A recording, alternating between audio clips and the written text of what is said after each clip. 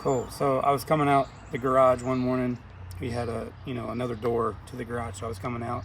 I was getting ready to go to calculus class. It was about 7:45 in the morning, late summer, about 2009, 2010, because it was either calculus 1 or 2. And so I had my Ford Taurus. So I opened up the car door. I ended up sitting down. And as I was sitting down, I looked up the little embankment right behind our basketball goal, and it's out in the woods. It's the property now has 2 fences, but back in the day it had no fences. It was all wooded, and it was wooded to the other house, so you couldn't even see the other house. And I just saw this light brown furred bipedal animal just coming through the woods, and I just noticed it. Happened to just look up and notice it. I was like, what did I just see? I know that deer walked through that path before, and I know what deer look like, and deer don't look that way. And it was just, like I said, it was just wide shoulders, brown fur. I just remember the fur being very loose, and it just ended up walking. I guess I'm just speculating, but walked across the main road that I get onto, and then went through the other deer trail across the street that paralleled to the other house across the street. So that was interesting. How far away was it from you? I don't really know the distance. I don't even realize. I don't know how tall it really was, because, like I said, the embankment kind of misled you of how tall it was. I do know it was tall. I do know it was tall and it was wide, but I don't really can't really give you an estimate on how tall it was, because I'm 6 feet. I know it was taller than me. Yeah. The way it was standing, because at the time it had a big old pine tree, and then it had, like, next to the pine tree was like this little tiny little thing. I remember that, and then like it was standing above that. But like I said, it just walked. It didn't even like turn and looked or nothing. I just happened to look up, and it just shot across.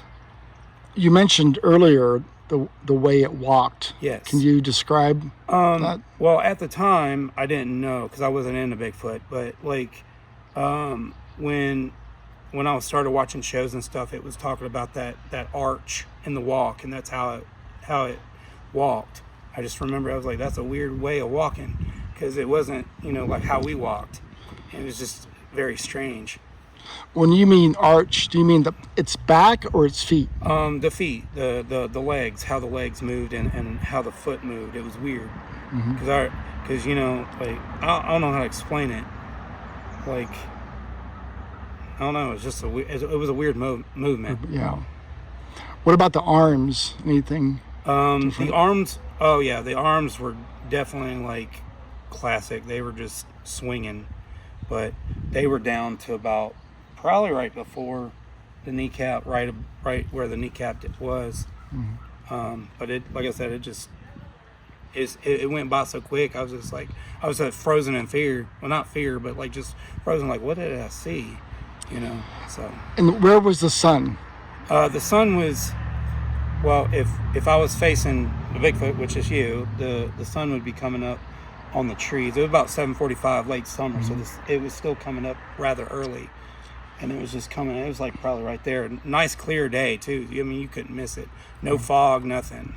Yeah. And it was in South Carolina, Aiken. Oh, Aiken, South Carolina. South Carolina. And you mentioned about the color of the Bigfoot and the tree line behind it earlier. But can you explain the color of the Bigfoot and the trees behind it? Okay, so so everything in the woods was kind of like a dark color, but the Bigfoot was like a light brown color that actually stood out amongst the other trees. And then, I mean, that's how without light or without color, you have to have dark too. So to bring out the color, you have to have darkness. Yeah. So you could distinguish what it was because it was lighter than what the background was. So it was like, oh, what is that moving? And how long did you watch it for? Probably about 4 or 5 seconds. 4 or 5 seconds, yeah. Yeah, about 4 or 5 seconds. It was real quick. Like, it just disappeared because, like I said, our land is now fenced in. So now there's a huge clearing where they cleared out to get back there to build the fence. But it was all woods at the time. And so it was just very thick up in that corner where it disappeared and probably crossed the road and to the adjacent to the other house.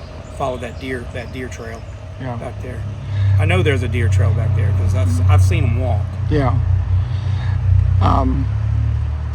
And then how do you, looking back on this, you said you did research since then. When you look back on it, could it have been any other animal besides a Bigfoot? No. Well, it walked on 2 legs for one. Deer walk on 4. I've never heard of them actually climbing a tree or like standing on hind legs. I know it's not a bear. I don't think we have any bear in the area. And if we did, they don't walk on 2 legs for that long. Right. You know, So I know that for a fact. So this was, walking on 2 legs is what really gave it away. Yeah. It was just strange. It was just a coincidence, I guess. Yeah. I guess I got chosen. Yeah. I got to see a Bigfoot. All right. But I didn't know what it was at the time. I was like, what is that? And then, you know, like I said, afterwards, it was just like I did my own research like you did. And I was just like, it is a Bigfoot. Okay, cool. And then I think that's what struck my curiosity. And I started watching every Bigfoot show ever, including Harry and the Hendersons. I think that's one of the other movies that I love too. Yeah, it's a classic.